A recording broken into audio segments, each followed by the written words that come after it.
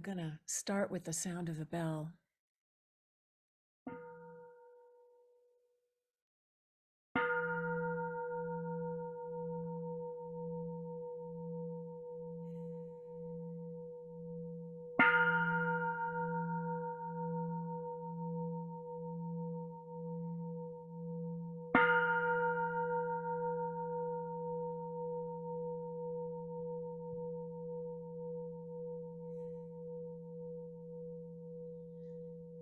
Welcome, dear friends, to this full moon of February 2024. This is the first full moon that we've met at this time ever in our long history of gathering on the full moons. And I'm really proud of all of you for showing up at this time, because it was such a big shift from our normal habits. And it really pleases me very much that we are going to be doing this every other month at this time, so that we can accommodate those of you from Europe who otherwise would be getting up at 2 o'clock in the morning for the most part, and other places around the world where it's probably difficult. So thank you so much. For those of you who don't know me, I don't know if there are any of you here in person, but there might be some of you listening later to the recording. I'm Cynthia Jurs, and I'm the founder of the Earth Treasure Vase Global Healing Project and the Gaia Mandala Global Healing Community. Thank you. It is such an honor to hold this space and hold this intention for so long.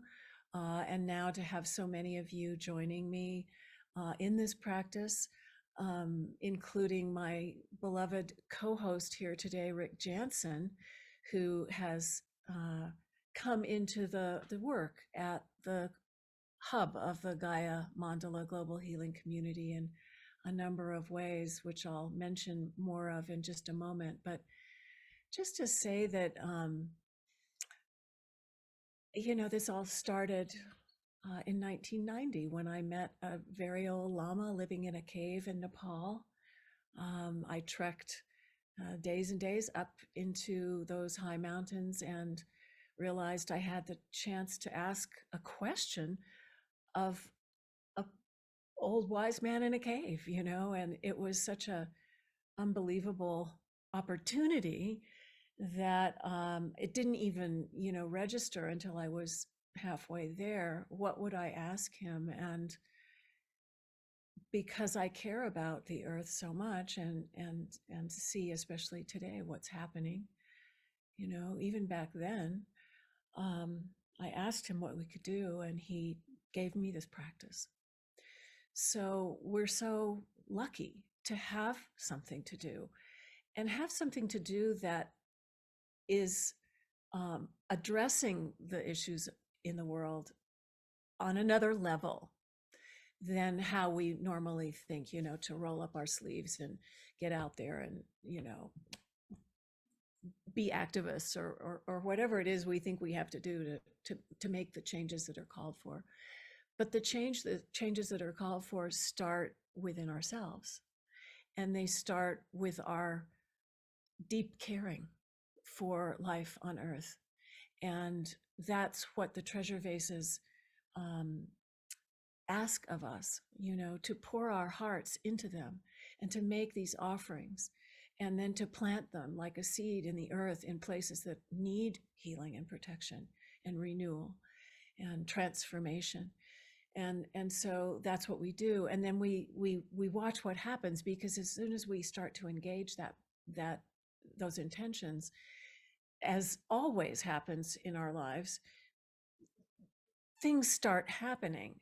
They just start to unfold, to lead us in the direction that we have intended. And so I've been struck by this over and over again. And now we have, I don't know how many, 60 some odd vases in the earth. all over the world. And when we're done, we'll have 93 or 108 or more, who knows, but we're still going strong. And there's many, many vases in process right now. And one of them has just been buried not that long ago. And that is the one that we're here to celebrate tonight and to hear more about, which is the vase for the Permian Basin here in southern New Mexico. And I'll let Rick come forward, but I want to say a little bit more about our group today. Rick, for one, has been assisting now for, I don't know, what is it, a year and a half or so in the Gaia Mandala with retreats and pilgrimages. And he has also been putting together the stories of the Earth Treasure Vases for the website, doing a very beautiful job, and you can find them on the Gaia Mandala website. He's also facilitating the two groups, overseeing and facilitating one of the two groups of the stewardship support circles for those who are stewarding the treasure vases today, many of whom made their vase at this retreat at Ghost Ranch that I want to talk about for a minute, where we crafted the third generation of treasure vases. Rick is also, though, living, he lived at Plum Village, Thich Nhat Hanh's retreat center in France, for a good while, a year or longer, and now lives near there, still practicing deeply in that community, as well as working in the Happy Garden and offering his skills as a purpose guide for young people when he's not working with me. So thank you so much, Rick. It's so wonderful to have you with us for this full moon call, really for the first time as a host, because you've been heroic in getting up at 2 a.m., but this is much better. So I'm also really, really delighted to have you, Stephen Picha, here. Stephen is a dear friend who worked at Ghost Ranch, which is the retreat center in New Mexico, in Abiquiu, if you know the area. They're so incredibly beautiful. He was the executive director there for a number of years and did a lot of very innovative programs at Ghost Ranch, including with Joanna Macy and the work that reconnects. Mirabai Starr, my dear friend, who has gone there many times. And it's Stephen who is responsible for inviting me to consider doing a retreat at Ghost Ranch to craft this, what we call the third generation of Earth Treasure Vases, under the guidance of the Santa Clara Pueblo elder and acclaimed potter Marian Naranjo, who is our mutual friend. And so Stephen, it was through his efforts that we gathered at Ghost Ranch, and Stephen invited a lot of people, you know, in your network to learn about the Earth Treasure Vases, including a number of young people. And I really love that about you, the way in which you are so inclusive and wanting to include especially the young people in our midst to get involved in these kinds of things. And so you crafted, Stephen, a beautiful Earth Treasure Vase at that time and dedicated it to the Permian Basin, which I hope you will really inform our gathering today about why the Permian Basin is needed as a place that needs healing. So and thank you so much, Stephen, for passing the treasure vase on to this beautiful young woman named Kayley Shoup, who is a representative of the youngers amongst us and doing incredible work as an activist in New Mexico. And just deep thanks to you, Kayley, for taking this vase where it needed to go. And we are all looking forward to hearing that story. So without further ado, I guess I will start by passing it to you, Rick, and then you who have met with Stephen and Kayley in the stewardship support group to support this vase being accomplished, can say whatever it is you would like to about your experience before we hear from them for the story. And then we'll go into the meditation today and strengthen this global healing mandala as best we can, as we do every month. So thank you so much, everyone. And Rick, welcome. Thank you so much. Hi, everyone. Good to be among you today on a good hour for me, not in the middle of the night. So I'm very, very grateful that you all made your way here this morning for you, this evening for me.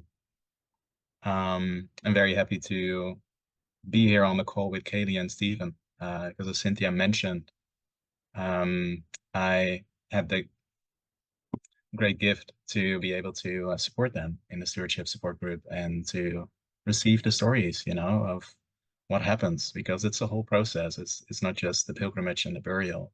It's it's from the beginning to the end, and so much is happening in that period. So much weaving, so many stories, so much insight, healing, transformation, obstacles on the road. It's a big journey. So I just really want to acknowledge what it takes to actually bring it into completion. Um, yeah, it's really something. So I'm very happy to celebrate that today. And while I'm saying all that, what I'm aware of too, and what I'm very present to is just another celebration that I just want to briefly mention is the burial of the vase for the Sibylline Mountains in Italy, which happened today.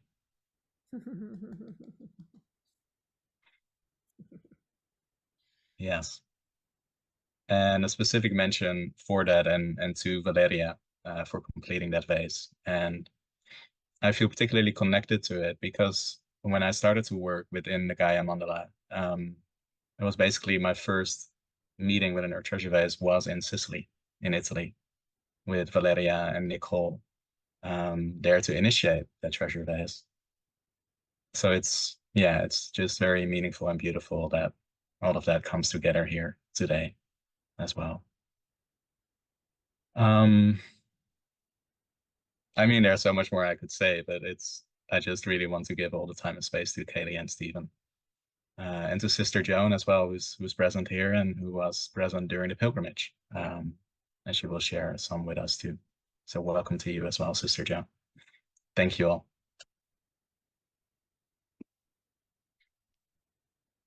So Stephen, why don't we start with you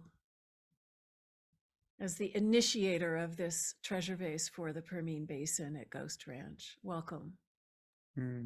Thank you, Cynthia. Thank you, Rick. Good day to everyone, wherever you dwell. And thank you for receiving us to be able to return. And some of you maybe were in a previous circle where we were able to speak, some to this particular vessel, but not since it was buried back in the fall. So I'm going to do just kind of the beginning piece of the creation of the vessel, and Cynthia has captured. But the experience that I had of attending a immersion retreat through New Mexico Interfaith Power and Light, which Sister Joan Brown, who's with us, is the executive director. I was privileged to be on the board of directors and different initiatives that Sister Joan has brought us into. But the Permian Basin is an area that has, kind of this mark of the unnatural that has been laid on top of its natural beauty. And so in this immersion, or a couple of immersions that I had the opportunity to attend, you are firsthand witnessing what has been disrupted, what has been completely, changed. And I wrote down some of the different words because in the immersion experience, southeastern New Mexico, what is near the border, what is near you know an area that should be pristine. um you start having these things called man camps and abandoned wells and flaring and produced water, and that's not a good term, injection of this produced water back into the earth, fracking. um, and this comes after this area already being used for the massive storage container of nuclear waste. And so um, every time that I have left, the words of rape and pillage have been, what you just can't shake, or what I haven't been able to shake.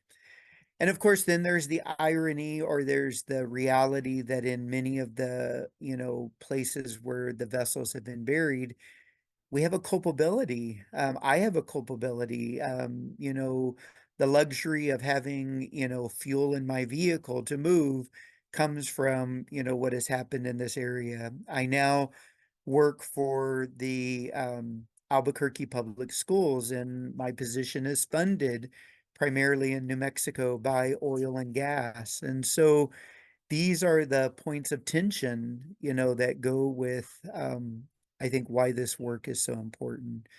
But in the process, as Cynthia said, I was actually the education director at Ghost Ranch, and um, Mirabai Star was giving a retreat, and Cynthia came to speak about the vessels, and something in my heart was very moved. And out of this curiosity about, like, what would these vessels continue after the first two generations? And so of just proposing the question to Cynthia, who really took that into deep prayer, and then began discerning that with, as she said, with Marian. And it was then later that she came back and said that, yes, we're going to move forward with this third generation.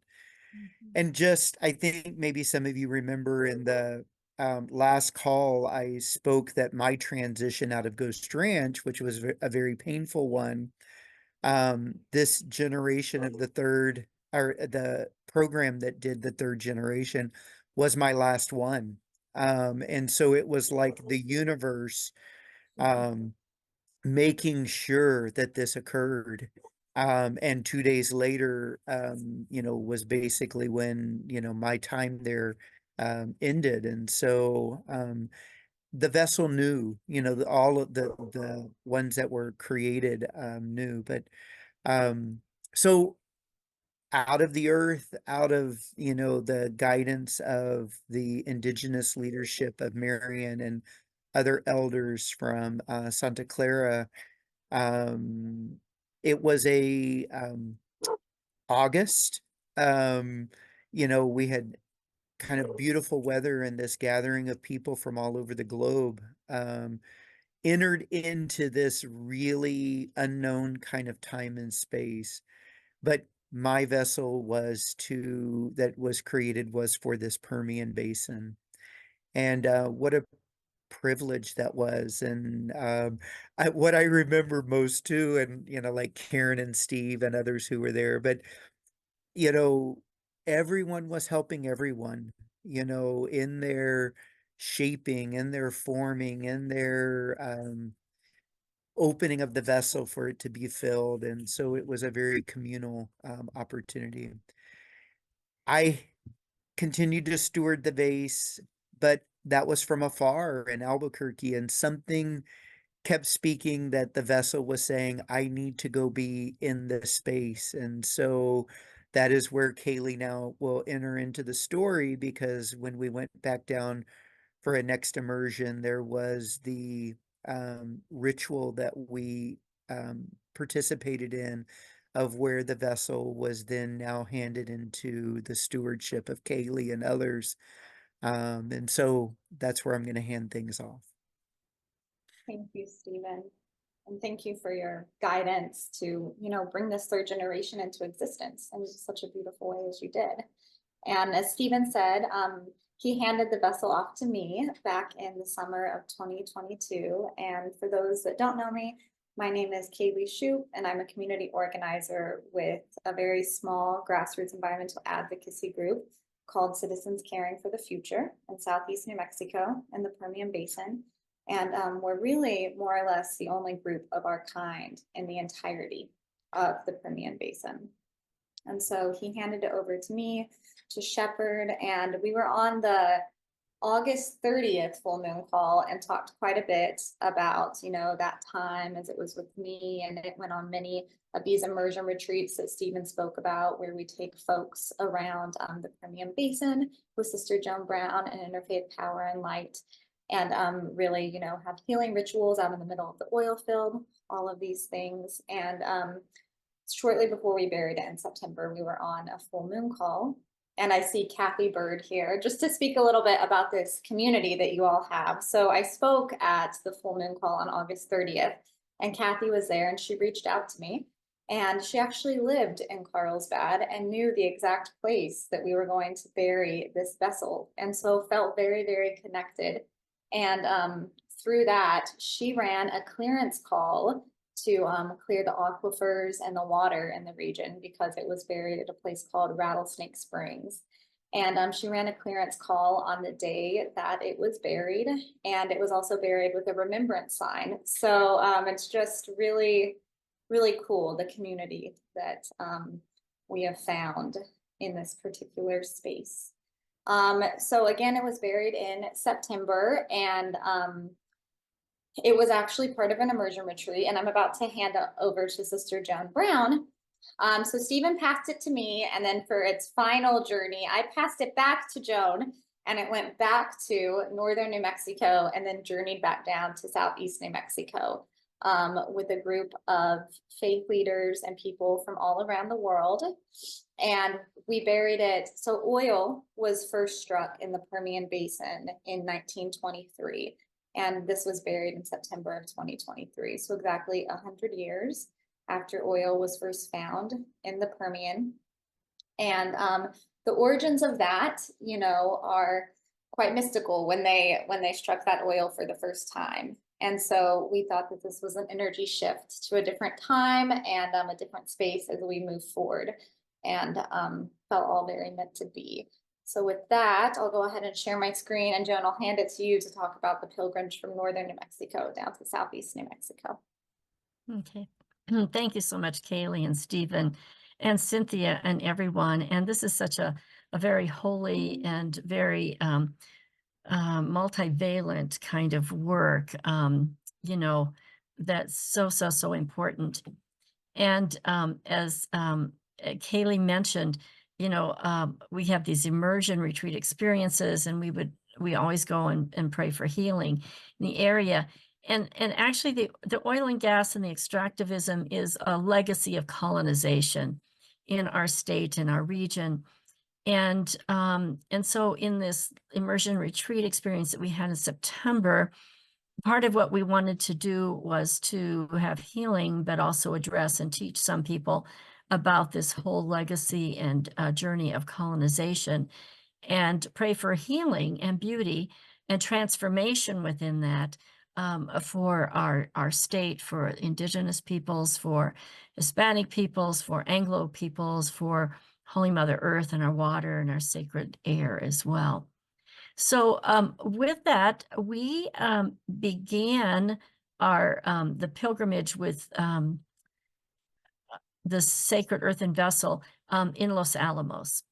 And and this is a picture of the plains of, or the mesas in Los Alamos. And my understanding from Cynthia was that the first vessel, when she began renewed again this practice, was buried near Los Alamos, which is the place of the creation of the first atomic weapon and bomb. And so that happened in Los Alamos. So this first vessel was buried near that.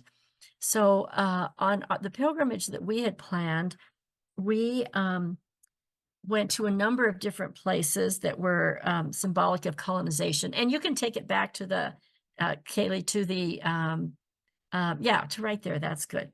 So we thought we wanted to begin our pilgrimage because it began, we were here in Albuquerque, we went to various places, moving towards the Permian Basin, which is kind of a contemporary place. And actually there's a lot of nuclear waste in the Permian also. So it's kind of a confluence of a sacrifice zone and colonization. So our first stop was in Los Alamos, and you know how when you plan these things, you work weeks and you try to get people to be there. And we have friends that we work with in San Ildefonso and Santa Clara Pueblo, and we had asked them, you know, if they could come, and no, I have a doctor's appointment, I can't come, and no, I'm going to be out of the country and I can't come. So we thought, well, we'll just end up doing whatever is supposed to be. Well, at the last minute, we ended up with Marian Naranjo, who was the potter that graced the Ghost Ranch experience. So Marian was there, and Kathy Sanchez and her sister from San Ildefonso as well. And Cynthia was able to join us also, and that was very lovely. So we had just a very long and very powerful ritual with the earthen vessel, and placing many very important elements in it. And during that time, there were, you know, as with these, there are things that happen just to remind us, I think, of the mystery, the mystical, the presence of the holy energies. And so several of those things that happened is, you know, we took on our, each day of the pilgrimage, we had bread and salt that we shared in kind of a Eucharistic or communion ritual with those who are participating.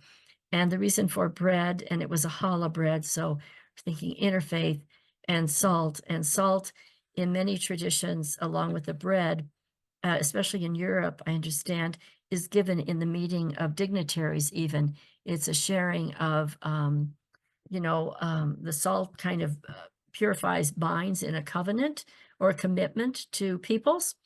And the bread speaks of communion and sharing, which we all do with food. So we had a beautiful, very powerful sharing with bread and salt after we had placed very holy items into the earthen vessel.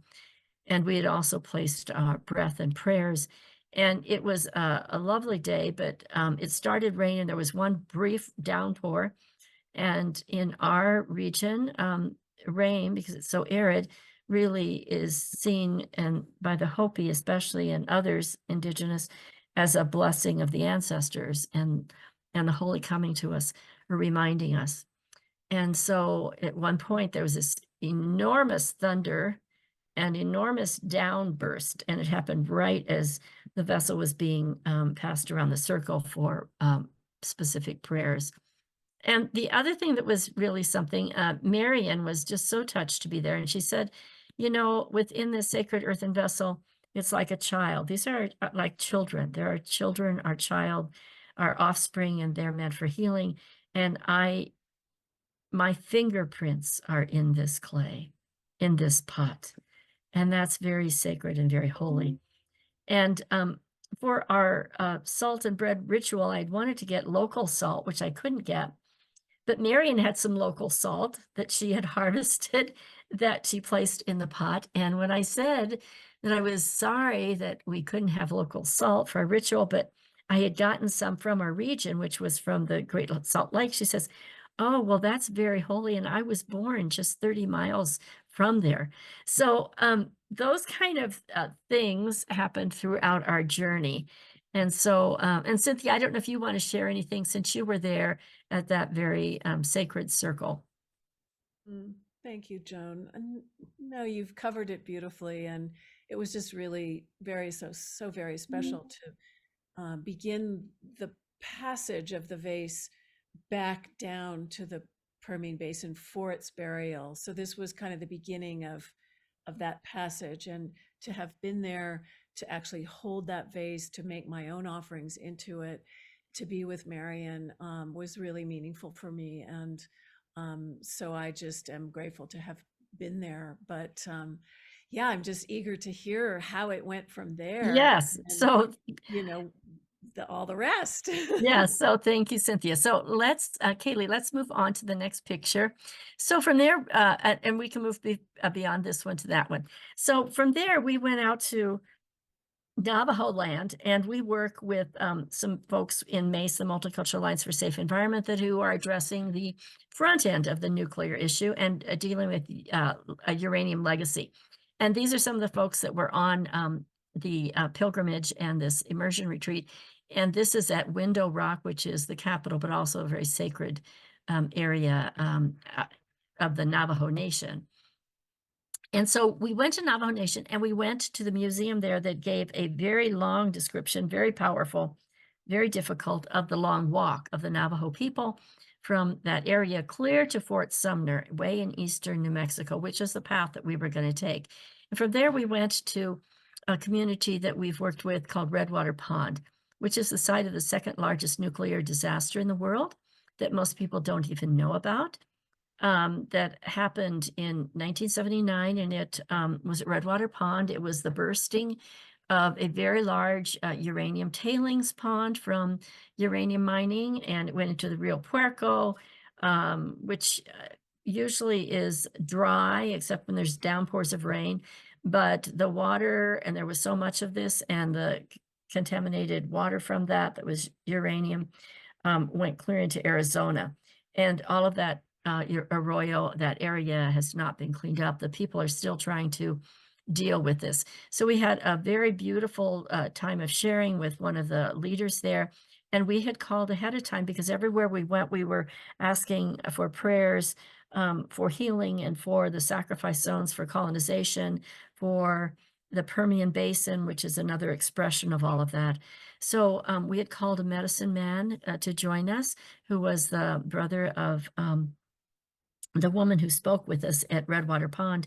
And so we, of course, you wait for a long time. Finally, he came, and we, the whole time, of course, had a fire going in the east direction from the building that we were in, which had been begun earlier for prayers and blessings of the space and our time together, and that what needed to be said would be said.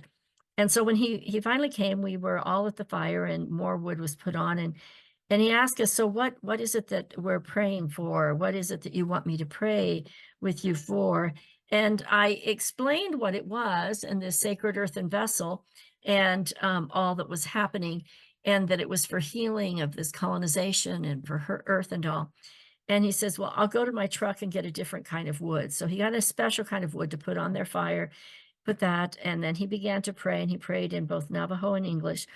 But what he started praying for were what he called the faults of the people that lived there, of himself and the other Navajo people, who were the ones that took the uranium out of the ground. And that very spot that we were on was so close to an accident had happened of several people dying. And praying for those people who had died, praying for forgiveness, for their forgiveness. They were asking for forgiveness of Holy Mother Earth for what they had done to her, for dynamiting, for this digging, for all of this. And so it was very, very moving. And as I'm talking about it now, I'm having tears in my eyes because it was just so very, very moving. And so we had those prayers, and then we, from there, spent the night, and then the next day we traveled on to Laguna Pueblo.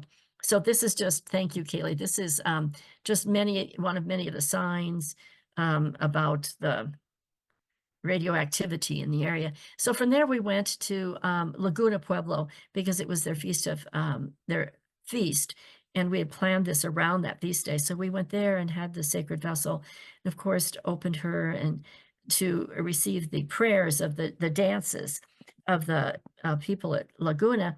And then after there was a break in the dances, we went to this special altar where they have and talked to some of the leaders, a gentleman there, and said, are there several gentlemen who would be the spiritual leaders who would like to pray, offer prayers into the Sacred Earthen Vessel, and explaining why and all of that.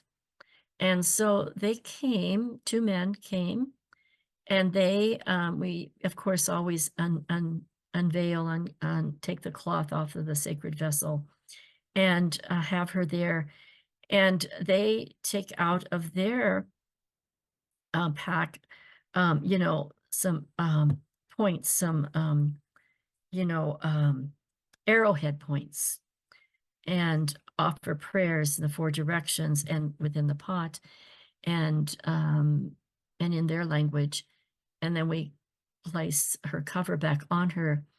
And I was thanking them, and I just said, thank you so much. This is so important. We are so grateful. And this gentleman looked into my eyes in the deepest way, and he says, no, thank you.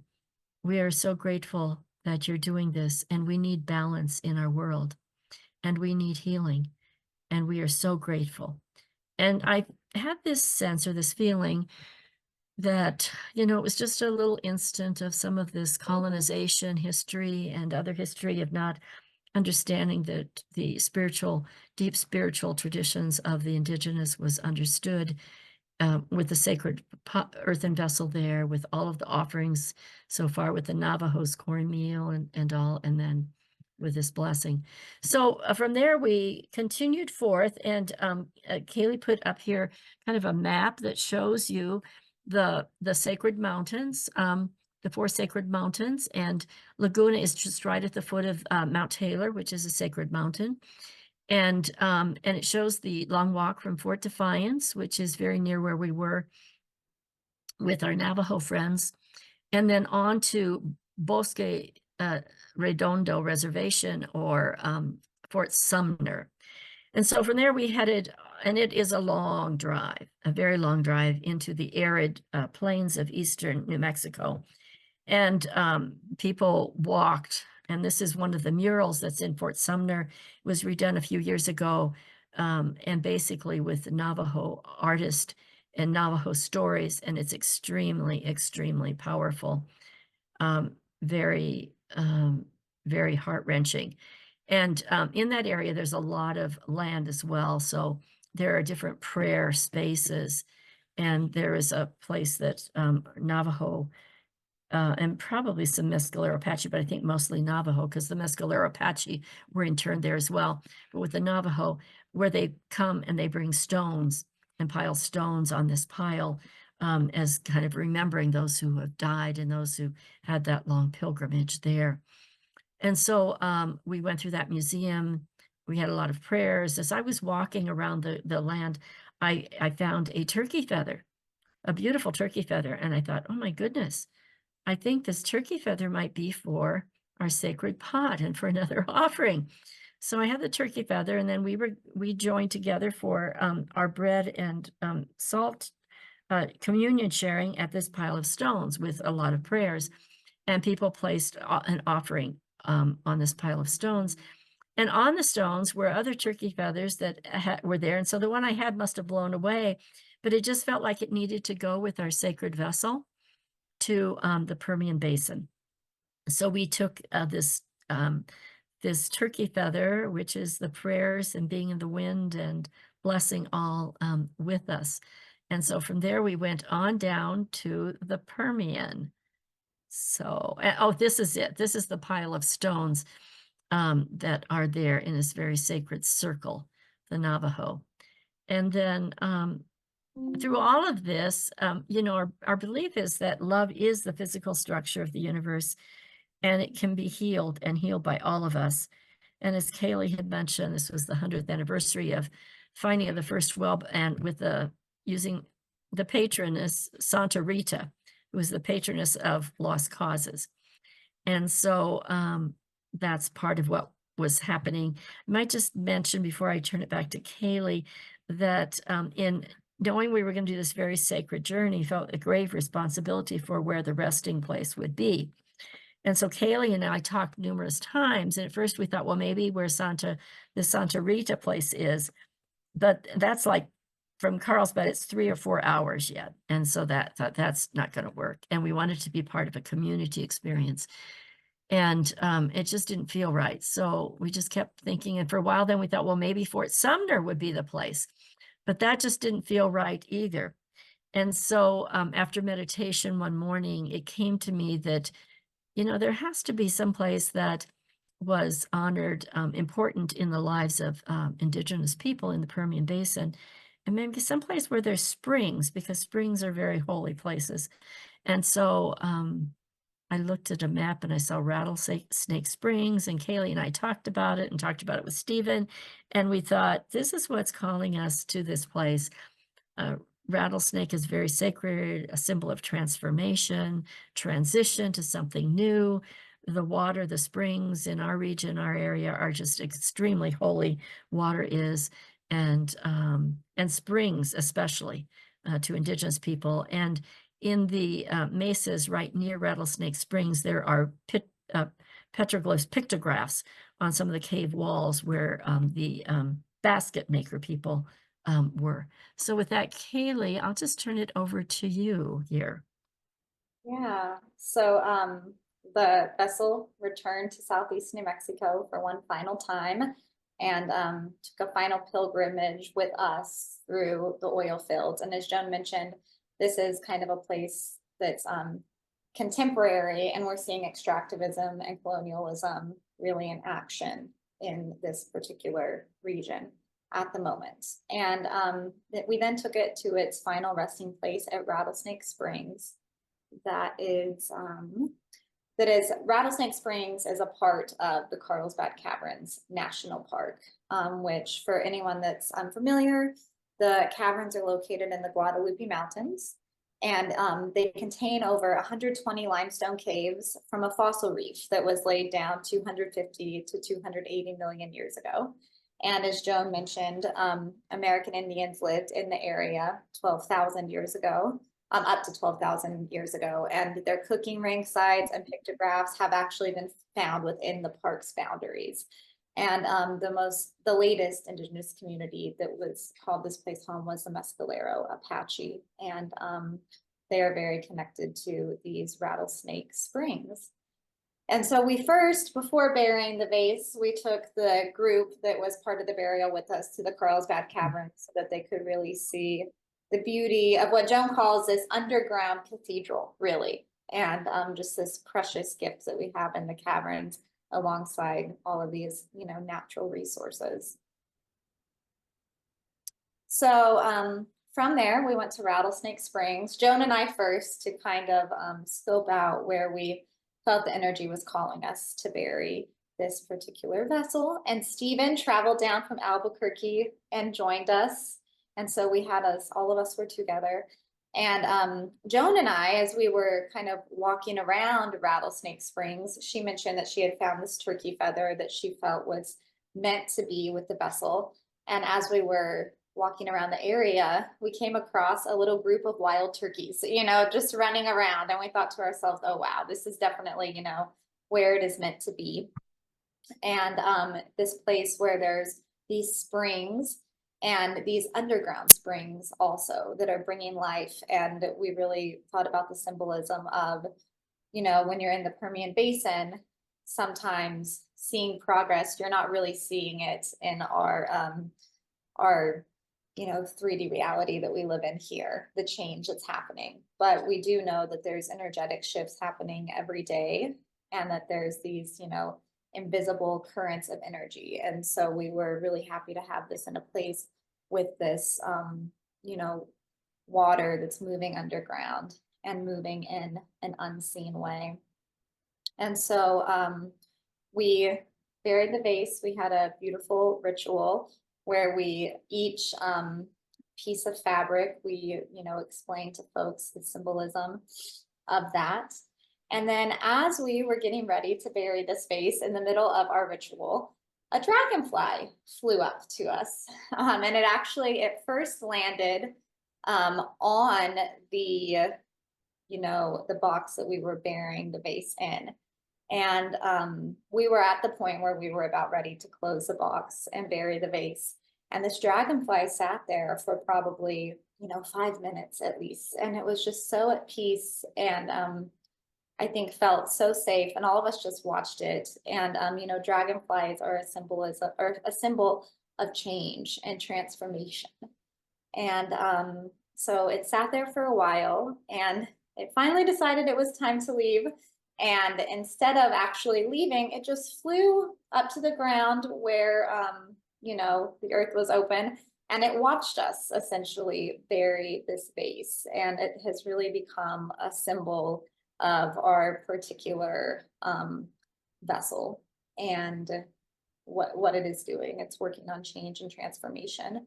And while it's a vessel that is dedicated to the Permian Basin, I also, in the journey that it made from northern New Mexico, I really feel that it's a vessel that is bringing healing to all the sacrifice zones in New Mexico, and then also, all the sacrifice zones around the world. Because so much of what we're doing here in New Mexico, whether it's creating nuclear weapons, or it's, pumping oil and gas from the ground that's exacerbating global warming, we're a part of this cycle that is creating more and more sacrifice zones. And so I think this vessel is bringing healing on a really large level, and then also bringing healing hopefully to Indigenous communities in knowing that our apologies and for this colonialism, and I hope this is seen as a dedication of returning to our ancient ancestors and learning from them and letting them shepherd us through this new world that we're stepping into. So the next photo, this is the final resting place of the Earth Treasure Vase. It is buried right under that cottonwood tree that you see Sister Joan and Stephen at. And that is the day it was buried. And it's very easy to visit. Joan and I have visited it once again.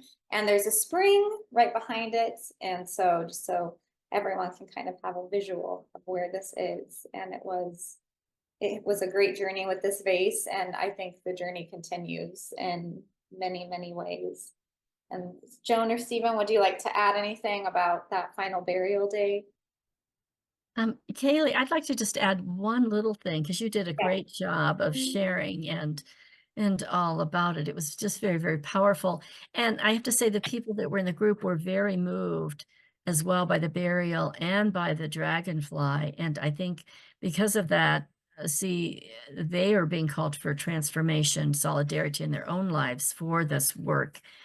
And yeah, dragonfly has been multiplied many times now. And in fact, one other example of dragonfly, but before that, just of the sacred vessel. So this earthen vessel was so filled with love and prayers and energy that at certain times on this pilgrimage, when we would be praying with her, she would actually vibrate.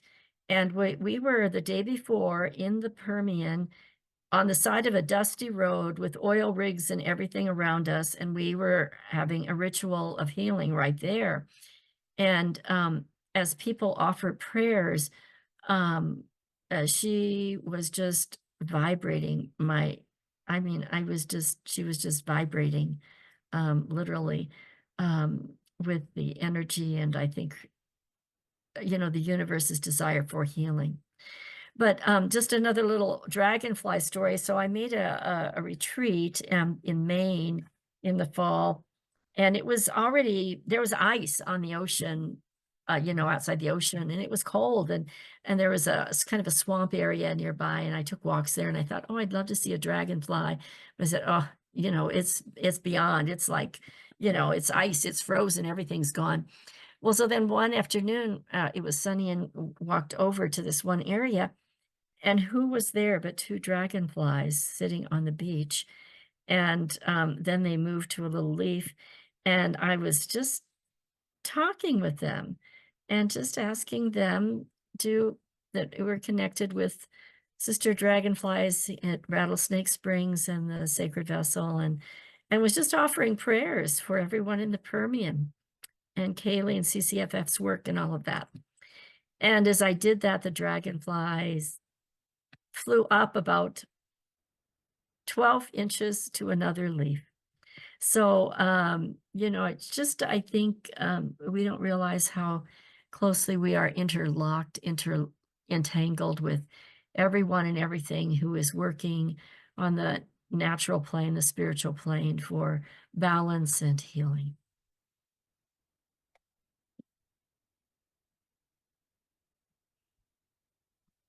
Thank you so much. Stephen, was there any final thing you wanted to add before we go into the meditation? Or are you feeling complete and ready to take all of this into our practice together? Yeah. It is complete, Cynthia. Okay. Thank you all so deeply for this effort and the stories and the pilgrimages and all the places that you have visited to include into this treasure vase that so deeply need healing in our world. And as you say, this land here is a microcosm, really, of what's happening in so many parts of the world. Is my volume not up? I'll turn it up. Is that any better? I hope. I was kind of speaking softly. I hope you can hear me okay. Yes? Yes? Good. Okay.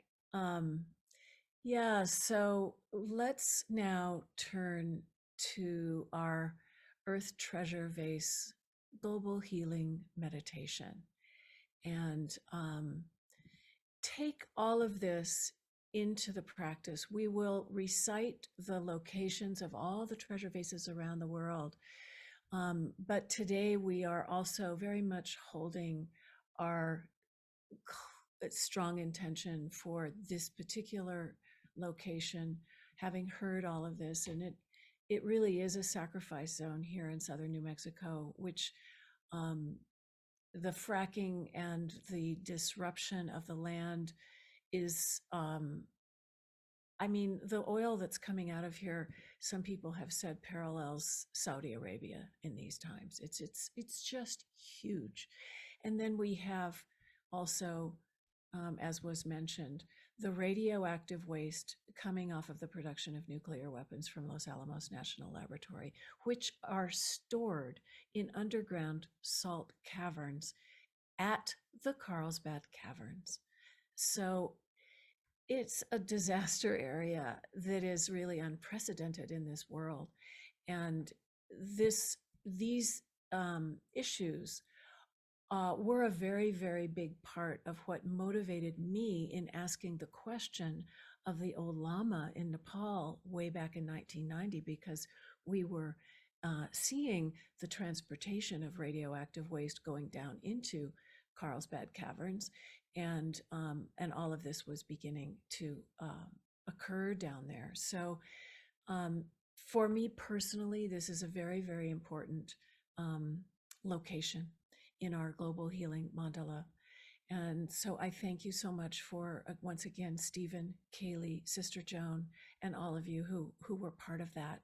I'm very moved by the fact that we managed to do this. And for all of you who have shown up or are listening later, I thank you so much. And for all of the strong prayers that are seeded now over these many, many years in this global healing mandala, let's really make the most of this moment to join our spiritual forces for the benefit of the transformation and healing that is called for there. Thank you.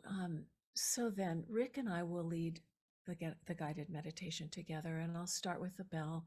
And we will then open the mother vessel here to receive all of the prayers and blessings that the group here today would like to offer. And I'd invite you now to turn off your screens so that we're not distracted by the video and we can really go into the guided meditation. And we'll turn them back on at the end so that we can see each other for the offerings and the prayers.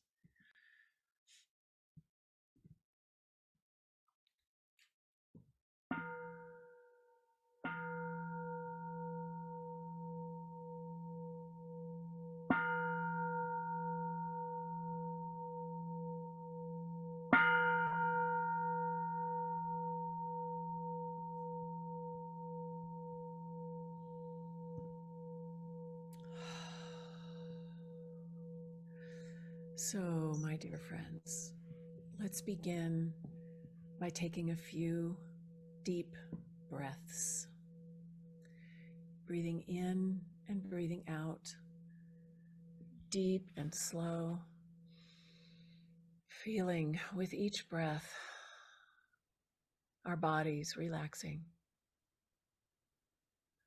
connecting the body and the mind through the breath,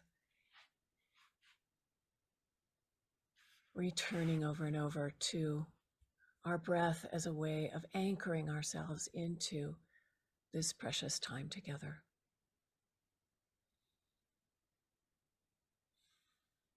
And feeling your body relaxing more and more, sensing the ground beneath you, offering stability and calm. Your roots reaching deep down into the earth, absorbing the earth energies, bringing them up through your own taproot, those nourishing energies and life force of Mother Earth, which she gives us so freely and generously. And with each breath, letting all of your thoughts of the past and concerns for the future just melt away. Just let go. Entering into this precious moment of deep communion with each other and with Mother Earth.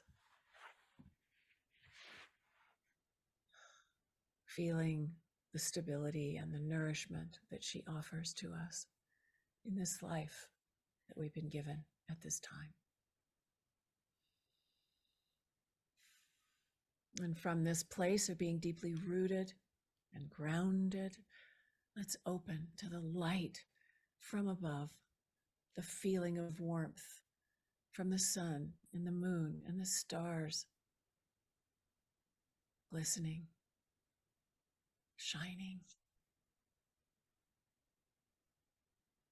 and feeling this expansiveness as we connect with the vast energies of the entire cosmos, rooted below, connected above, in this present moment, just breathing.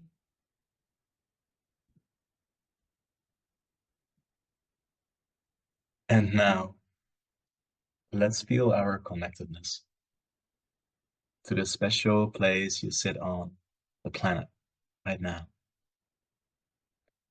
Feel your relationship to the soils, stones, waterways, the forests, flowers, the communities of life who call these habitats their home, just like you,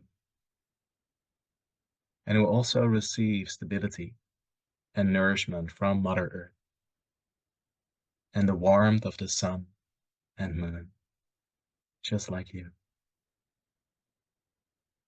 In this present moment, in this special place, we acknowledge those who have come before. We acknowledge the ancestors of the original indigenous peoples of the lands we inhabit, who have been in sacred relationship with our lands for countless generations. We acknowledge the future ancestors of this land, who will continue to hold this land as sacred for countless generations to come. And we humbly invite all of them to bless us and our practice.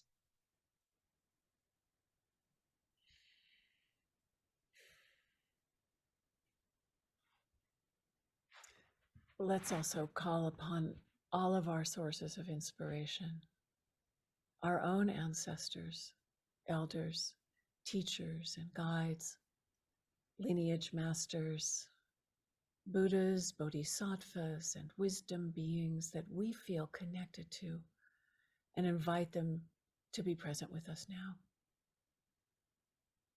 Invite their blessings to enter us and everyone who is present for this meditation, and receive the blessing of their love, support, guidance, healing, and clarity.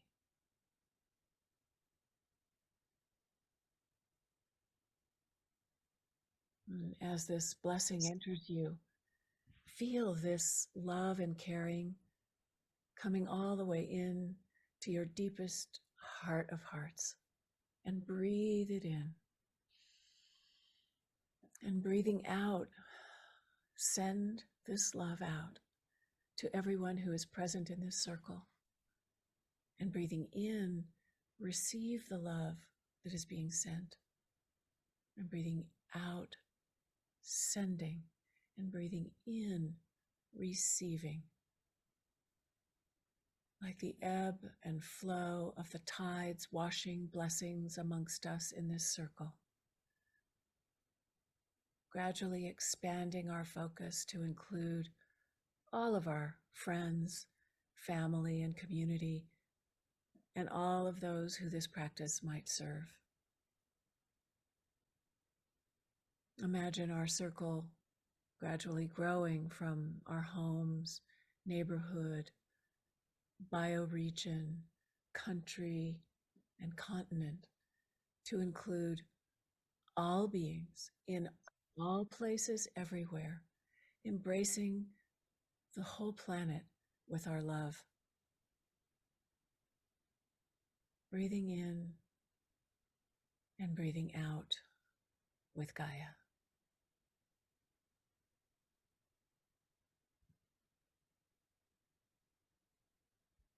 Now, with this feeling of rootedness below, expansiveness above, and waves of love flowing from your heart, let's turn our awareness to those who are suffering,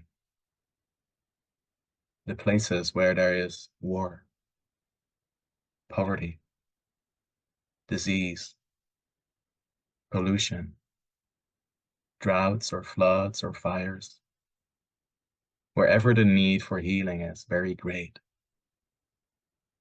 And breathe in this suffering. And on the out-breath, send your love and caring to relieve the suffering of the earth, her people, and of all life, all around the whole planet. Imagine that where there is hunger, great nourishing gardens begin to grow. Where there's thirst, fresh, clean waterways spring up. Where there are unhoused, safe shelters are built. Where there is war and conflict, choirs of peace echo in the hills. Where there is sickness, vital health is celebrated. And aware of where the earth is unstable, in danger, or out of balance in any way.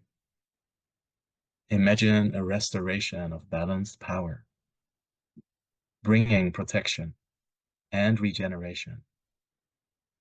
As you hear the song lines of the land sing in great harmonies.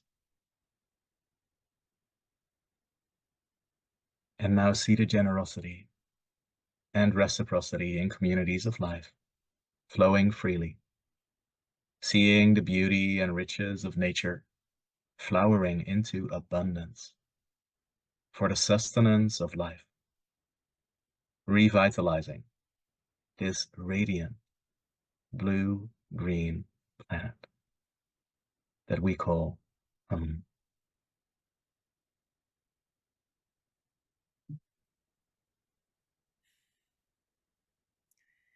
And as we hold this glowing vision of Mother Earth, let's call into our awareness the presence of the Earth Treasure Vases that have been planted or are in the process of being planted all around the whole earth. Let's imagine that together we are pouring our love and caring in the form of light into each and every little clay pot buried in the body of Mother Earth, filling each sacred earthen vessel with our deepest prayers and blessings for healing.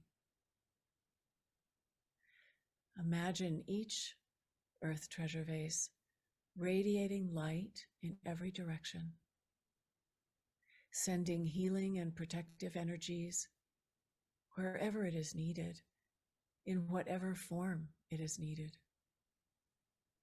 See the light like a rainbow streaming forth from each of the vases. White, yellow, red, blue, green, and all the colors in between. And breathing in and breathing out. Allow the feeling of caring and compassion in your heart of hearts to grow. And send that love out in the form of light to all of the people, animals, plants, and places that are connected to the Earth Treasure Vases that need healing and protection in the past, in the present, and in the future.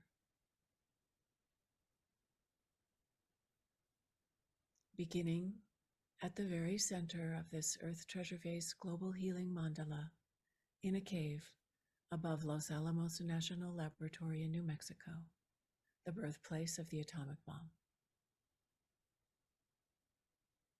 And to the north at the source of the Rio Grande River in Creede, Colorado. To the south at the mouth of the Rio Grande at the Gulf of Mexico. To the east on top of Mount Baldy above Santa Fe. And to the west on Mount Chicoma, known as Sicamou, to the Tewa people of New Mexico, who are the custodians of the sacred lands where this mandala began.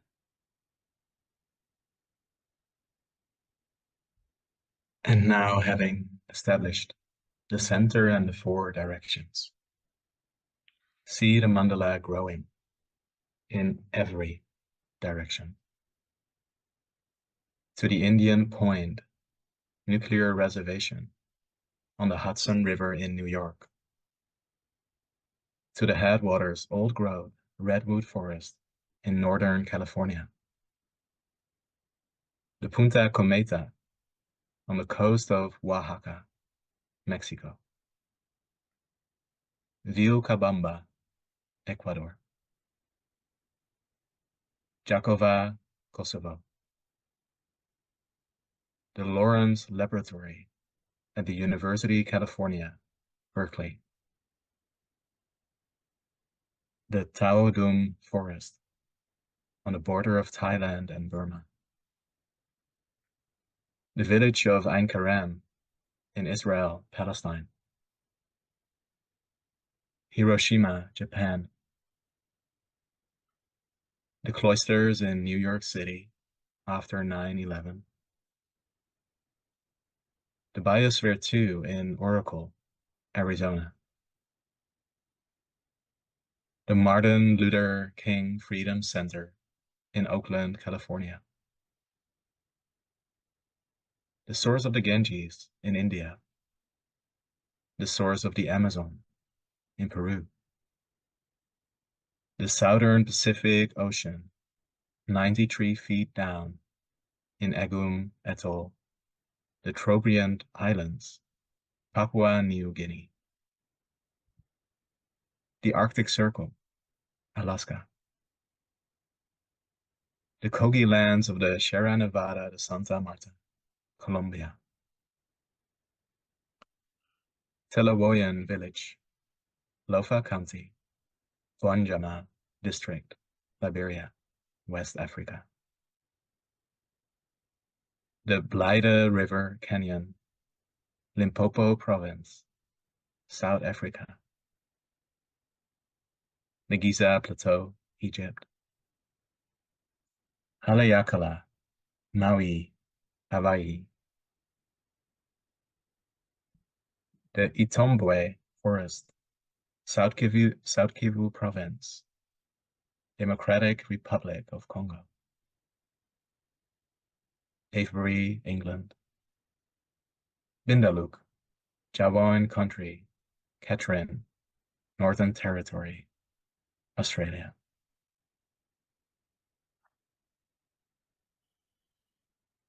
And the second generation of Earth Treasure Vases in Gobernmong, Arnhem Land, Australia. The Mackenzie King Park, Ottawa River Valley, Ottawa, Gatineau, Canada. The original garden in Findhorn, Scotland.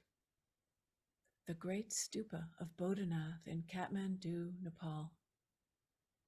The Flint Hills of Kansas in the heartland of America. The Santa Cruz Mountains near Silicon Valley, California.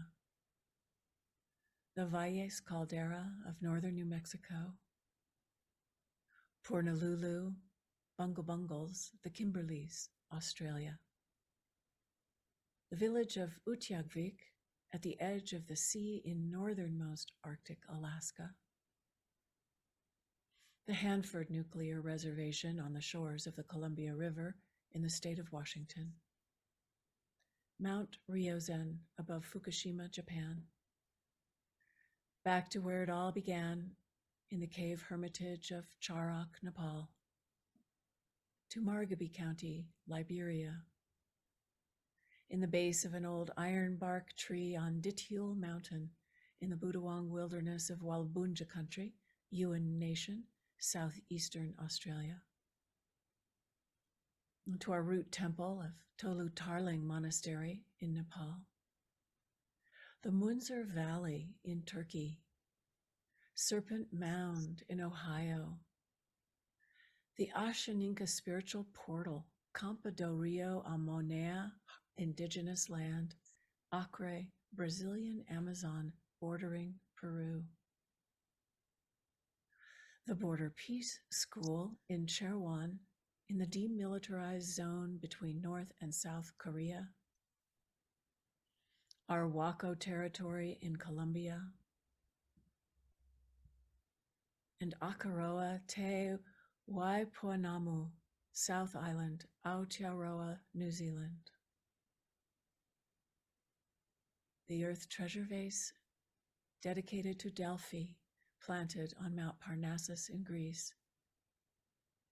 And now the vase in the Sibylline Mountains of Italy.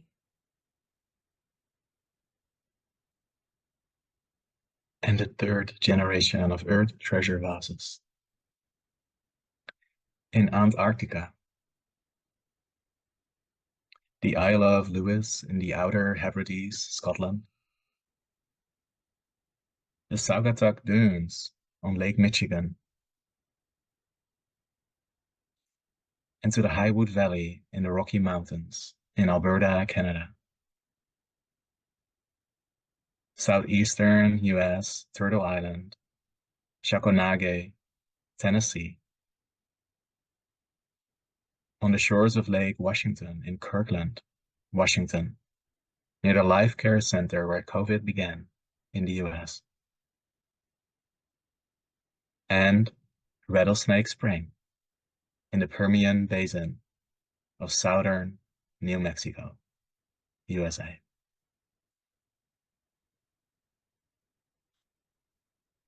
Let's also include the Earth Treasure Vases being stewarded now. 13 second generation vases and 17 third generation vases. Sending our support in the form of light, embracing these Earth Treasure Vases and their stewards as they gather prayers and offerings in their journey. And finally, 5 second generation vases awaiting their dedication, who rest on the altar along with the mother vase.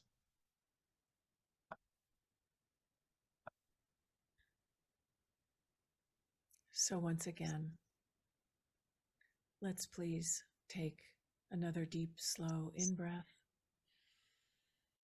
and deep, slow out-breath. And imagine all that is needed to relieve the suffering of the earth can be seen as light radiating out from each of the earth treasure vases all around the whole planet in every direction. Imagine this healing light flowing out from each of the vases, filling the whole global Earth Treasure Vase mandala with the powerful energies of our love and caring.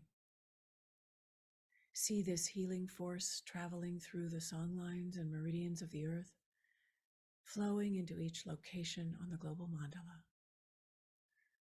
See the mandala like a web of light embracing the whole planet. Feel the light flowing back and forth like waves from your heart to the treasure vases, energizing them, adding vitality and brilliance to the light that is then flowing out to the whole area in the sphere of influence of each of these little holy vessels.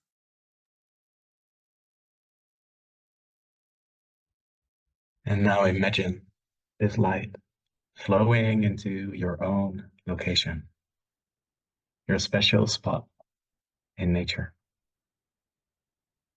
And feel the collective spiritual intelligence of the entire global Earth Treasure Vase mandala, activating your node on the global healing mandala and entering you as a holy, sacred vessel. Finally, please focus your concentration one-pointedly on bringing healing and protection to the whole earth for all time.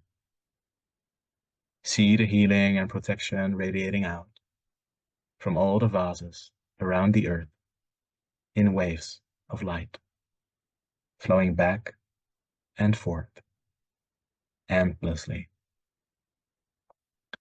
Imagine that the healing is accomplished and the vitality of the earth is completely restored.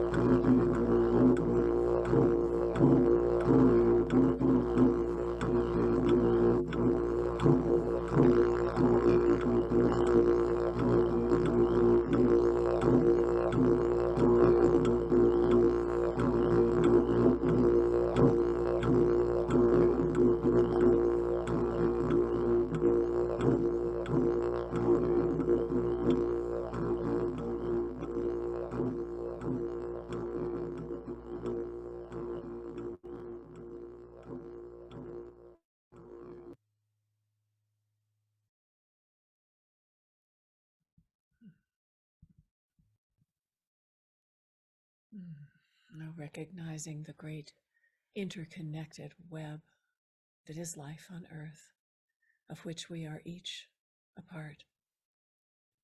Let's give thanks for this precious, sacred time and pray that the compassion and peace that is our true condition may bring supreme happiness and benefit to the Earth and to all beings.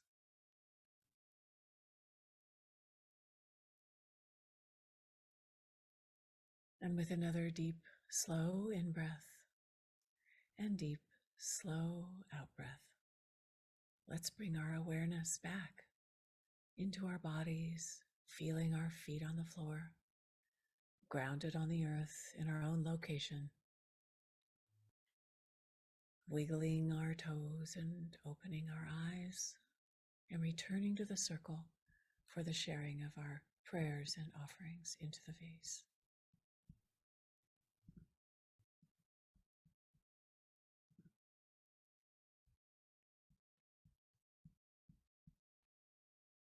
I'd like to invite you, Stephen, to start off our prayer circle here, followed by Kayley and Sister Joan, and then open the circle for whoever amongst us would like to make an offering.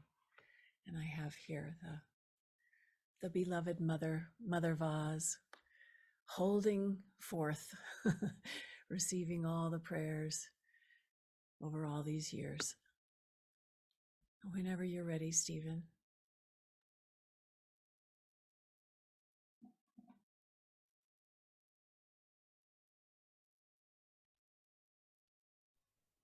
I think my prayer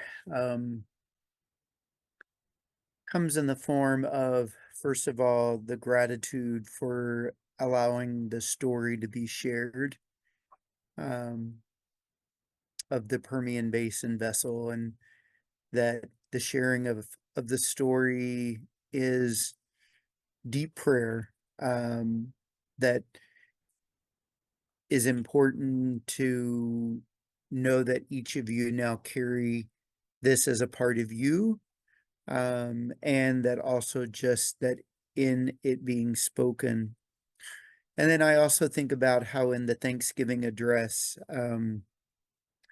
when the prayer is made to Sister Moon, and to the moon, it speaks about the moon's responsibility or privilege of watching over the arrival of children, and how these vessels, as it was spoken earlier, are these children.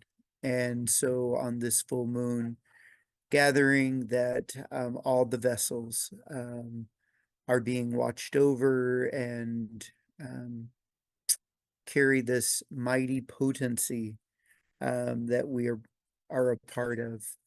And I guess I close finally with a different image of where I started, where we think of the oil and gas and all of the things that are being emitted when you think of the oil wells of past. But I think this came in some of our conversation, but that now the prayers of this vessel are spewing forth and slowly moving throughout the Permian Basin, and as Kayley said, to all sacrifice zones, not only in New Mexico, in the world. So those are my prayer pieces. Thank you so much, Stephen. Maybe. So my prayer would be for, I think often about the displacement that what is happening where I live brings. The displacement of the people that call this community home, as it's become, Southeast New Mexico in many ways has become unlivable, and going forward it may as well. And then the displacement that what is happening here brings to other people around the world, as climate change, swallows some countries that, will be underwater in years to come. And then I think of the displacement with, the wars that are going on right now and the genocides that are happening. And so my prayer is a prayer of, healing from that. And I think of the plant witch hazel that grows in the dead of winter and can grow in the worst of circumstances, but that essentially stops the bleeding. And so that's the offering I bring, is the offering, of witch hazel, and the idea of finding community even when we are displaced, communities in spaces like this, or new communities that are born out of, death, but rebirth comes after that. So that would be my offering and my prayer.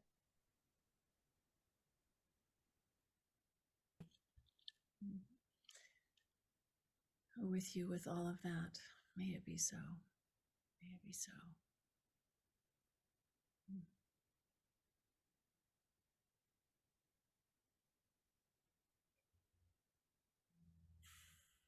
And I would like to offer prayers this day for all that is new, that, and for young people,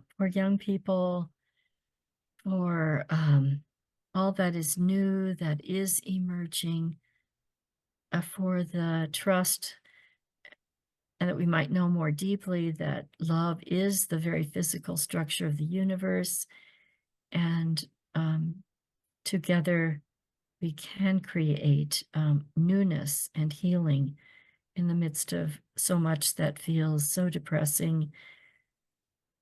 And I pray for those who are really, really struggling with that kind of depression, as we see suicides increase, and especially among young people, that each of us might really be in touch with this heart place that is the place of the earthen vessel of love, and be transmitters of that love, light, and holy goodness throughout the planet. May it be so. Thank you so much.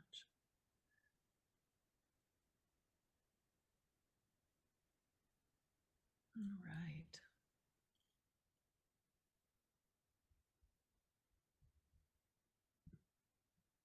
So the circle is open. Rick and I will either call on you or you can unmute yourself. And I see that your hand is raised. Karen and Steve, wonderful to see you.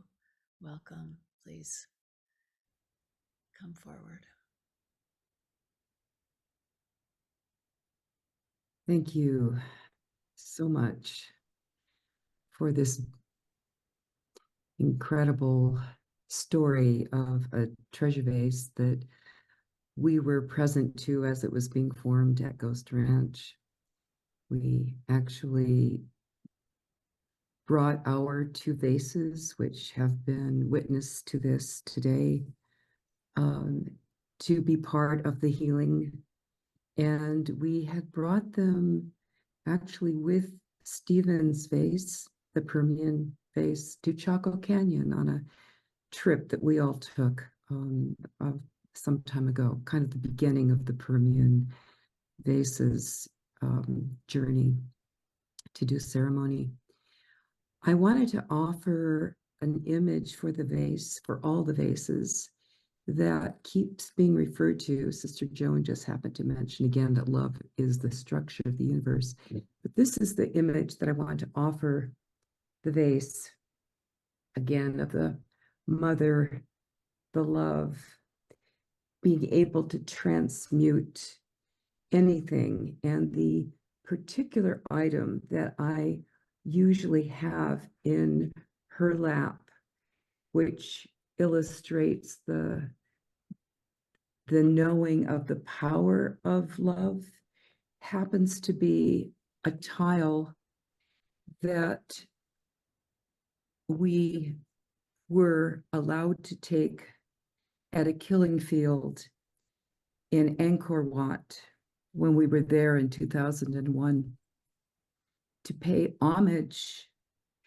to the role that we as a country played in Pol Pot's regime, who then killed so many of the people in his country.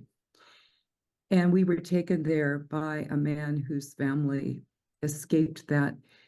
But as it turns out, this tile was on the floor of the schoolhouse in which many of the massacres took place.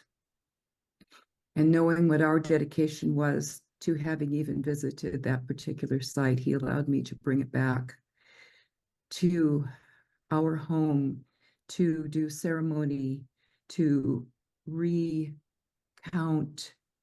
our own knowing that love is capable of transmuting everything and anything.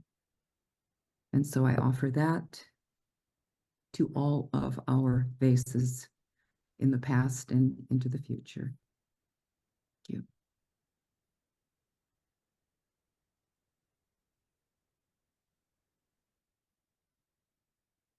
Thank you, Steve.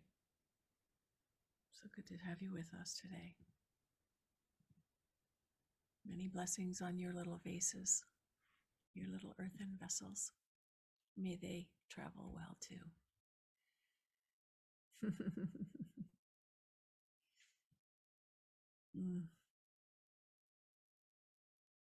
right. Go ahead, Olivia. Hi, everyone. I want to offer so much gratitude to Stephen and Kayley and Joan for educating us and this time and last time. And for those who don't know, my grandfather worked at Los Alamos during the construction of the atomic bombs and played a pivotal role in their design. He also engineered the first sustained nuclear chain reaction, which proved that the bomb was possible. So he was integral to the bomb coming into the world. And I think being his granddaughter, I didn't meet him, being his granddaughter, growing up with that legacy, and also he made other amazing contributions to science. Growing up with all of that has over time given me the courage to look at the horrors that you shared with us about the Permian Basin, for example. And so I want to first of all offer courage to look at the truth of our situation today and how we got here and to our future, and to continue to come back. Like, it might knock us down because it's so painful, but to have the courage to continue to come back and to see what we need to see. And so again, I want to thank each of you for embodying that courage and bringing it to our circle. And I was meditating before the circle, and I was drawn to this mala that I have, which is made of hematite. And to me, it is symbolic of the absolute stillness out of which all creation comes. And of course, when we talk about energy and nuclear and oil and gas, we're talking about energy and some of the most universal forces. And I do have a little dragonfly that wanted to say hello and meet your dragonfly stories. And so I guess I was drawn to the yin and the yang of the universe, and that we bring healing and balance and transformation to our earth and to the Permian Basin, especially.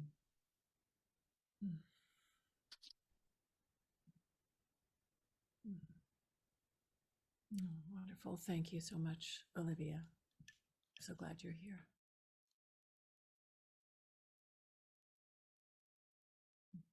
Elizabeth Christine, could you step forward, please? Thank you. Thank you, Rick. And thank you, Olivia, for your courage and your place in this transformation that we are all living for.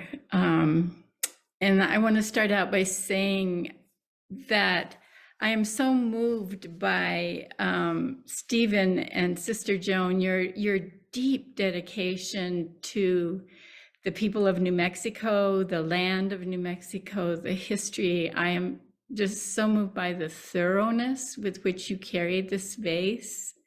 And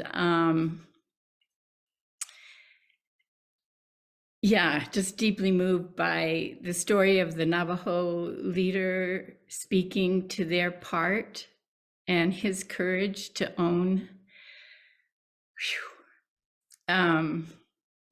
Just so many deeply moving pieces to your story. And for Kayley, I just want to thank you for the depth of presence and stewardship you hold for the land there in the Permian Basin is just phenomenal.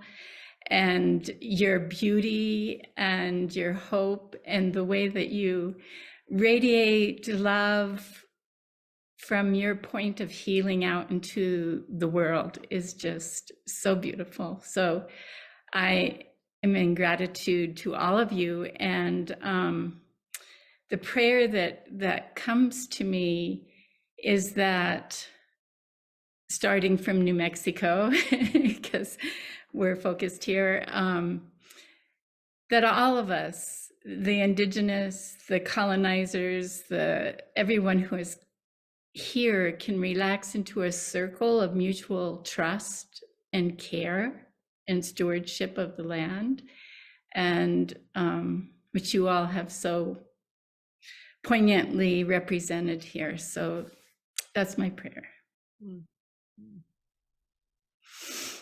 Thank you. Thank you so much, Elizabeth, for speaking for all of us. Yeah. Maybe so.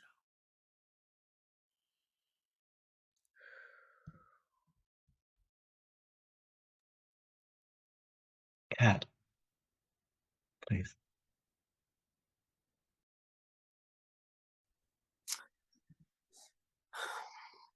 Thank you.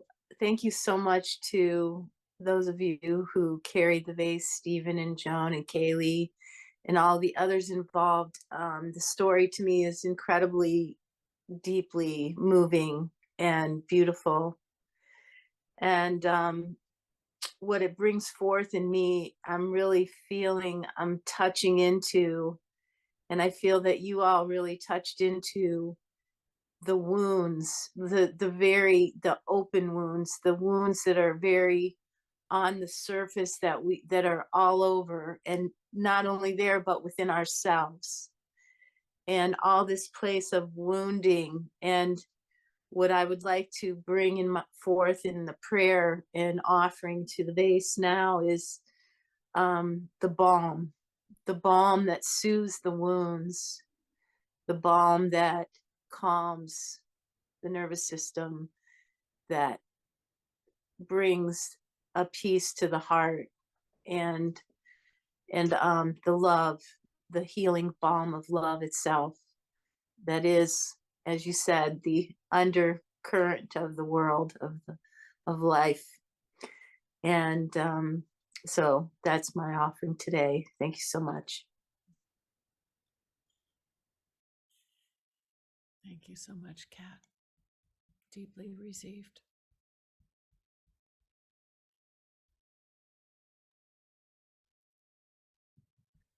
Thank you, Kat.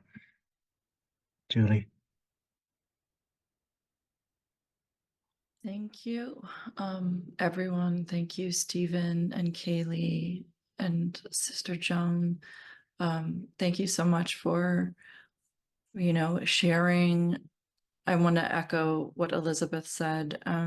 Elizabeth Christine said, just the heartfelt detail that allows me to understand with more depth and clarity of what has happened and what can happen ahead of us.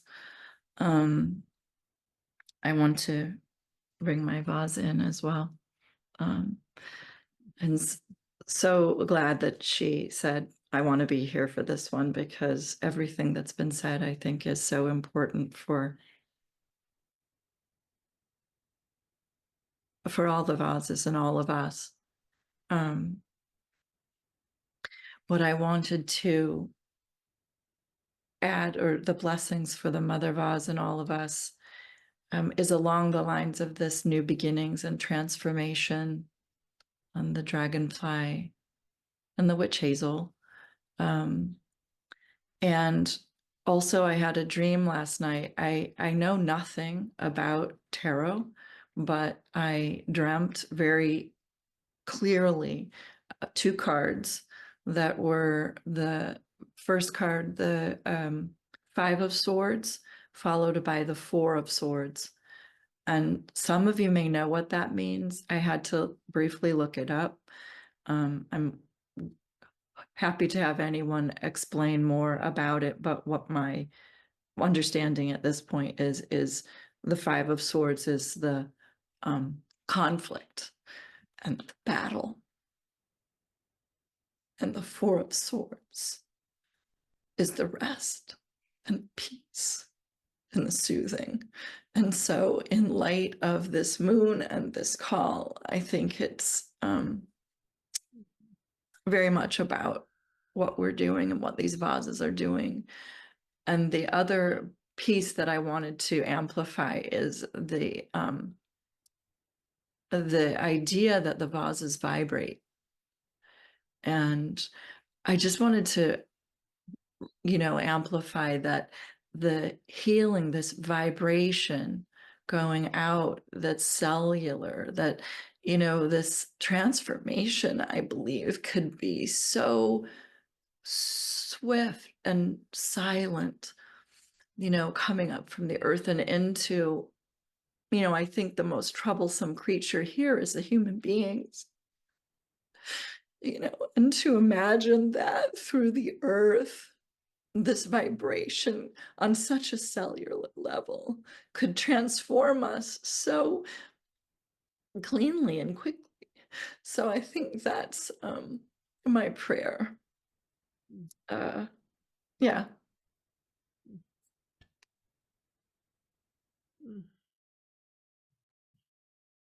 Thank you so much, Julie. May it be so. May it be so.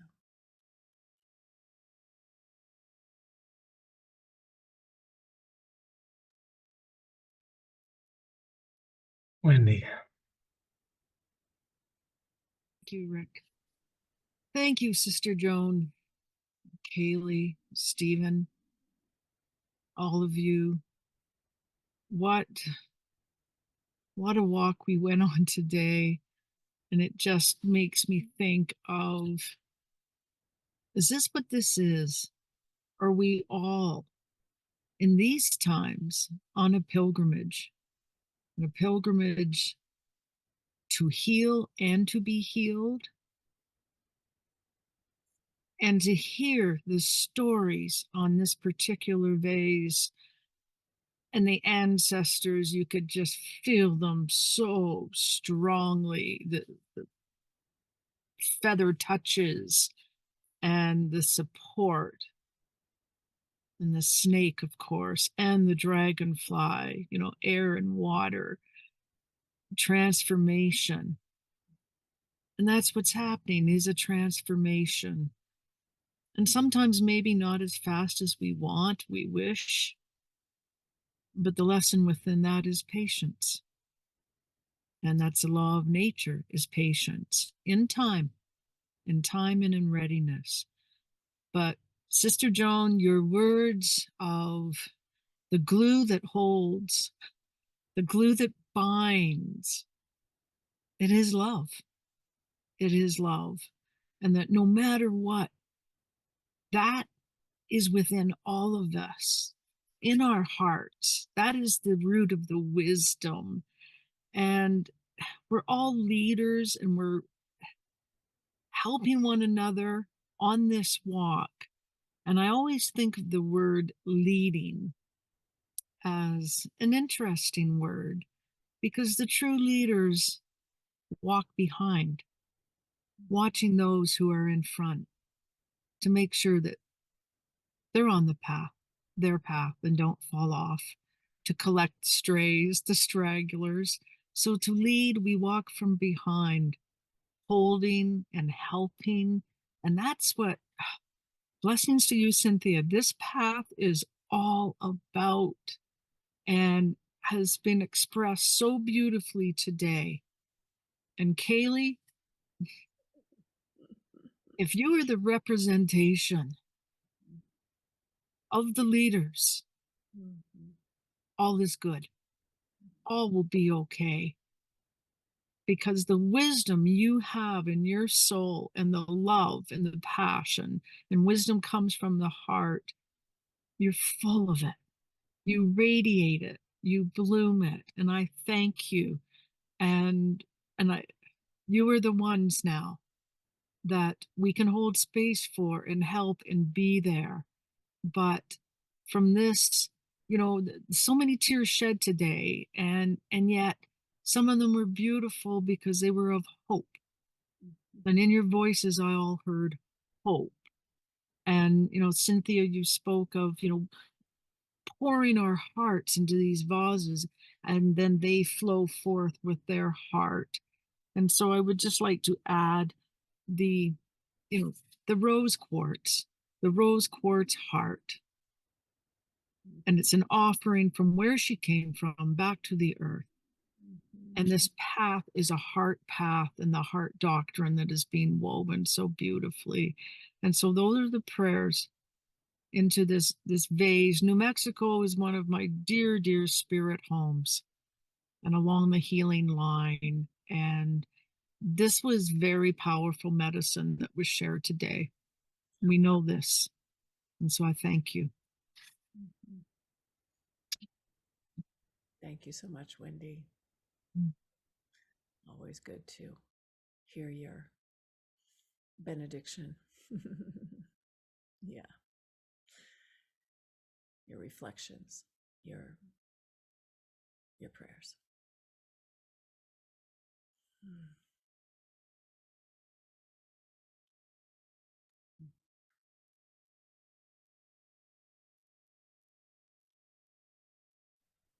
Dorlin.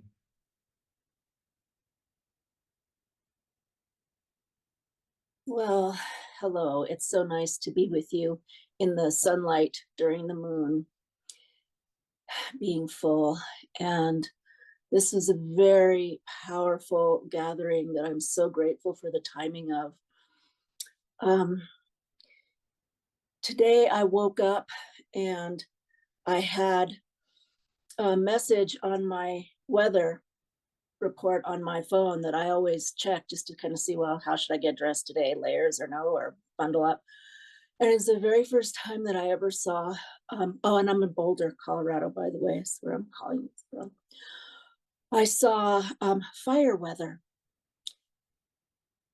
as the official, what's the temperature like today? Fire weather.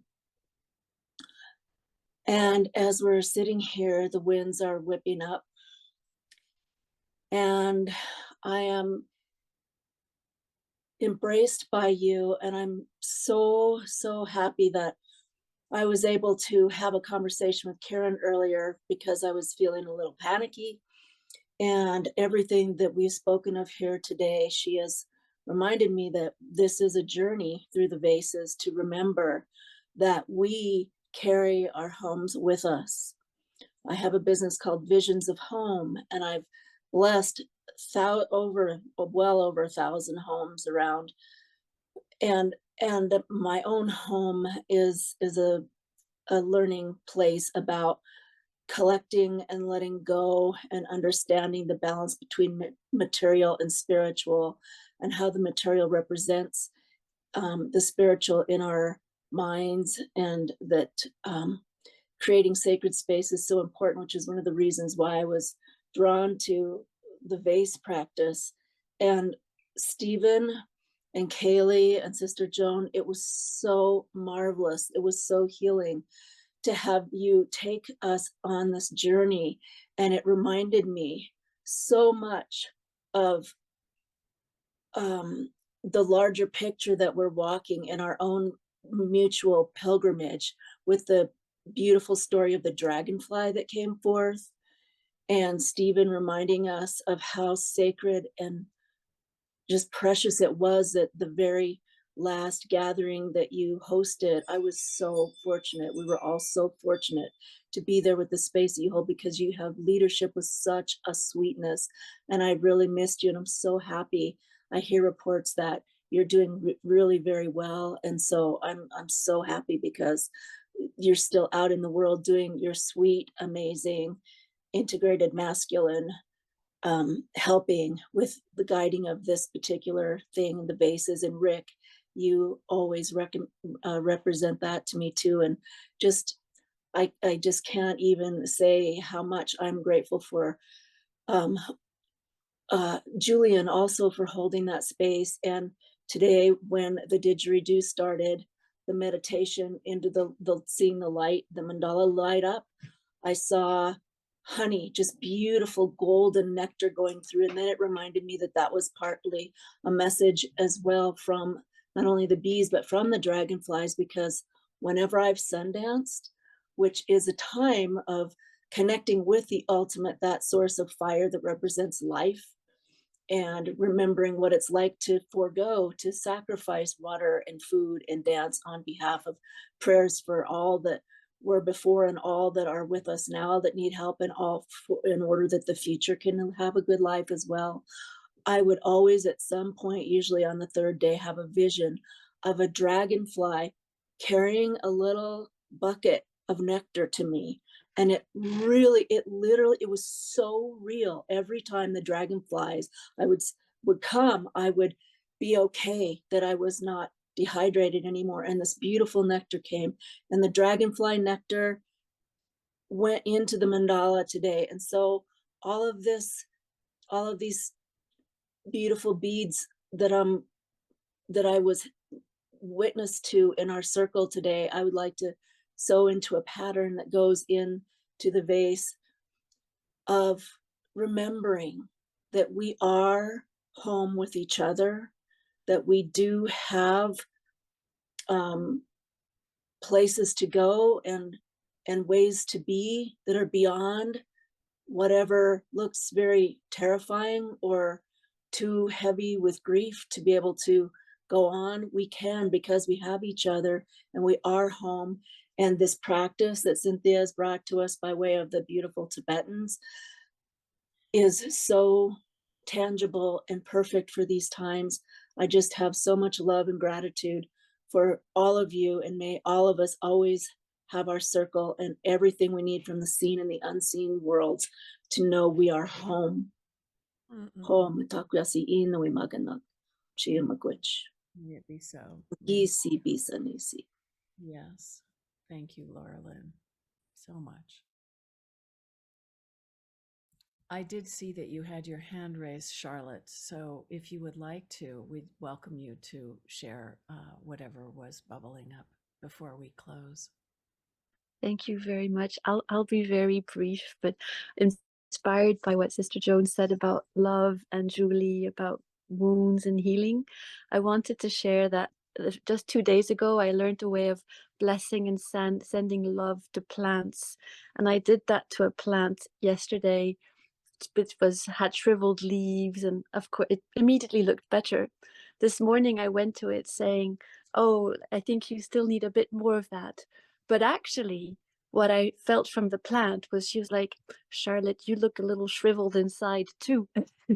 It looks like you need me to send you love today.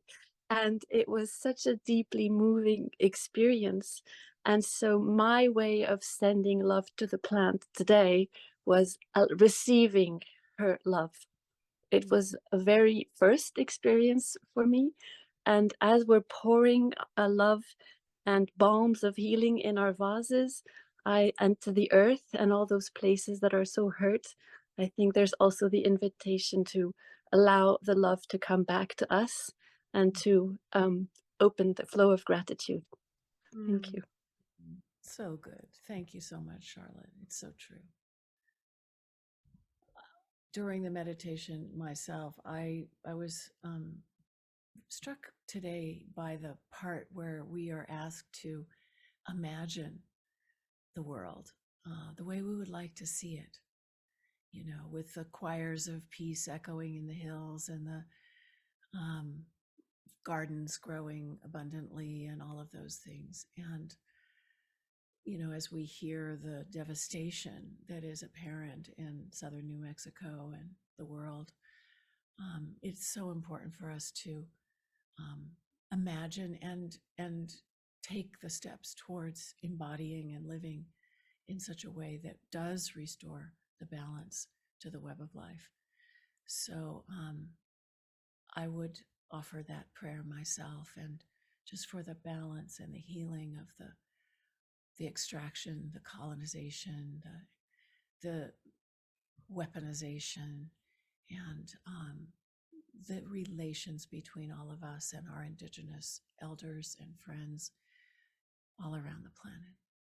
So thank you all for your part in doing just that, and for keeping these prayers alive, for continuing to sing the Gaia mantra, to gather every month with these prayers, and keep on doing what we know we have to do in the times that we've been given to be in these bodies.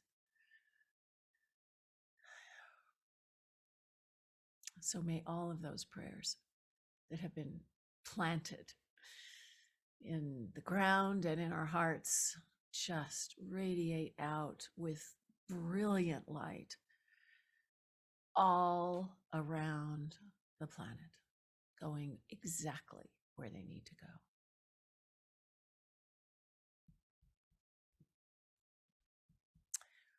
Rick, do you have any closing words? And then would you be willing to offer the dedication of merit for us today?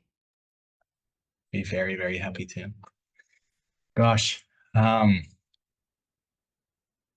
just feel a lot of gratitude, together with grief for what I feel, what the story of the land is that's been shared today. And I just really, I mean, my prayer is for the transformation of that story, I've been listening recently to some teachings which made me aware of a way of seeing that the past moving through the heart.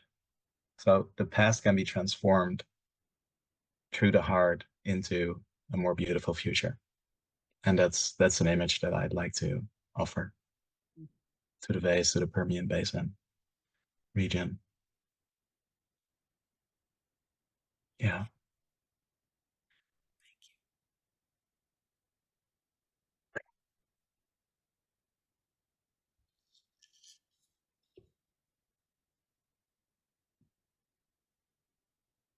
Oh, and before I dedicate the merit, I just want to offer gratitude to Julian for the recording of the didgeridoo. Normally he's with us, but with this time change, it would be in the middle of the night for him. So we have this beautiful recording that we could play today. So just honoring his gift as well. Okay. We do not cling in any way to the virtue and goodness we have generated, in order that all beings may benefit from it. We dedicate it in the realm of totality, for as long as the earth remains, for as long as sentient beings remain. May these Earth Treasure Vases, too, remain, to dispel the miseries of the world. Through the merits of this practice, may all beings live in peace and harmony. May there be no more war or conflict, and may all hearts be filled with compassion.